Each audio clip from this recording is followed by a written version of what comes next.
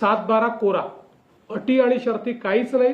जो नियमित कर्ज भरणारा शेतकरी आहे त्याला हे वाटू नये, जे शेतकरी कर्ज मिळण्याकरता अपात्र झालेले आहेत ते पुन्हा कर्ज घेण्याच्या परिस्थितीत आले पाहिजेत, एलिजिबल झाले पाहिजेत, याकरता कर्जमाफी करायची असते। दुसरं, आपण कर्जमाफी ज्यावेळेस करतो त्यावेळी जो नियमित कर्ज भरणारा शेतकरी आहे त्याला हे वाटू नये की मी कर्ज थकवलं असतं तर फायदा झाला असता, मी कर्ज भरलंही चूक झाली, म्हणून त्यालाही आपण मदत करतो। त्यामुळे मी पुन्हा एकदा सांगतो, अटी आणि शर्ती काहीच नाहीत।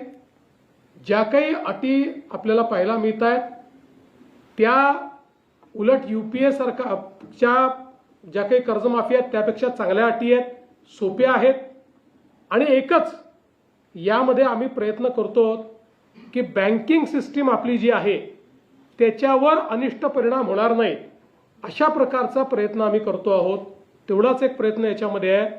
त्यामुळे कुठलाही अभ्यास न करता नुसतं अटी शर्ती म्हणायचं, ज्यावेळी शेतकऱ्यांना याचा लाभ होईल त्यावेळी विरोधकांची तोंड बंद होते। आणि बेस्टच्या संदर्भात माननीय उपमुख्यमंत्री त्या संदर्भात बैठक घेणार आहेत आणि त्यातनं मार्ग काढण्याचा प्रयत्न आहे।